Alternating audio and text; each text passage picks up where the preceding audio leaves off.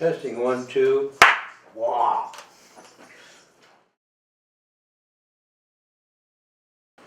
So, Mr. Hal Blaine, Looking that way. you can talk to me. Oh, okay, You can great. talk to me. Yeah, we just ignore the cameras.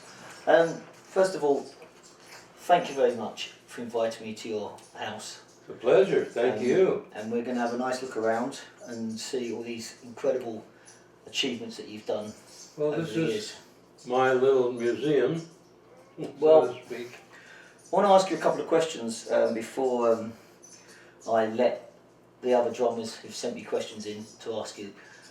Can you give me 5 of the most memorable recordings you've done? Not necessarily because of the way you played them, but just that meant something the most to you, and why? Well, I would say, let's see, number 1 was a record with Herb Alpert, the Tijuana Brass. It was the Grammy Record of the Year that year. I think it was 64, 65. And it was called Taste of Honey. And of course, it was a taste of honey. The next one that was memorable to me, that came, I think it came next, was Frank Sinatra and a record called Strangers in the Night. And that was also Record of the Year that year. That was also the record that brought Mr. Sinatra back in. Capitol Records had dropped Mr. Sinatra. Frank started his own company. And Strangers in the Night was a song that we did with Frank. And I can call him Frank because he was a friend. And of course I was Nancy's drummer for many, many, many years, 33, 34 years. And that was Strangers in the Night. Do you remember the session? What can you remember about that? Well, if I started telling you about a Sinatra session, that's a whole nother chapter in your television show. Okay, so we'll come back to that one then. So give me number 3. Number 3 would probably be Up, Up and Away, Jimmy Webb's song, The Fifth Dimension. Yeah. That was Record of the Year that year, Grammy Record of the Year. I'm giving you Grammy Records of the Year. And that was The Fifth Dimension, incredible. Bones Howe was producing, and he was behind the knobs in those days. Before the faders, they used knobs. So that was number 3. Number 4 would probably have been Barbra Streisand, The Way We Were, was one of my very, very favorite records, and of course I've loved her since day one. And they talk about she was hard to get along with. That's the most ridiculous thing you ever heard in your life. She was just a very smart woman.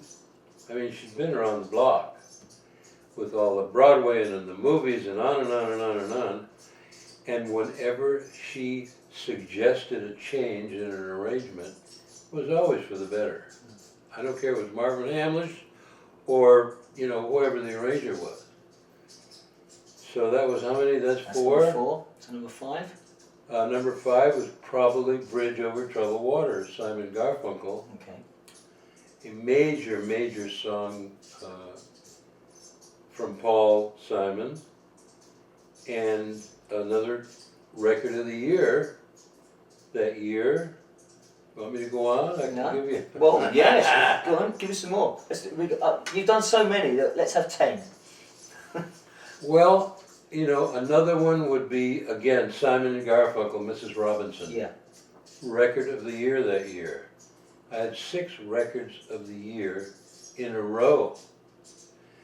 And then missed 1 year. And then we did Love Will Keep Us Together, The Captain and Tennille. And I think that was number 7. Yeah. Number 7. Now, another big hit was Aquarius, Let the Sunshine In, Fifth Dimension. That was a record of the year, Grammy record of the year. Trying to remember some of the songs that I did with Johnny Cash. Oh, there's so many songs. Elvis Presley. Yeah.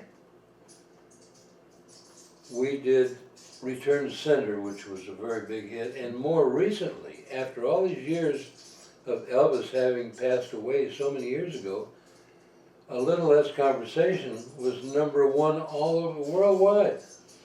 Once again, Bones Howe, this time on the Faders, and that was taken from our NBC special of his comeback special, 1968. That's what it was.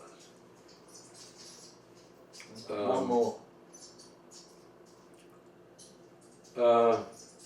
Gosh, so many. I'm just zeroing in on the 6,000th record, just phonograph records That you played on. that I played on, yeah. 6,000. Yeah, that's not counting movies, soundtracks, Yeah. pilots, television, soundtracks, commercials, hundreds and hundreds of commercials, all of the adverts, as you Brits call them. Yeah.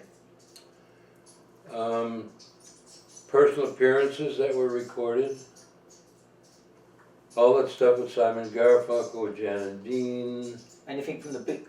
So if we had to pick our all last, the Beach the Boys, Beach Boys stuff, the 10th Good track. Vibrations. Okay.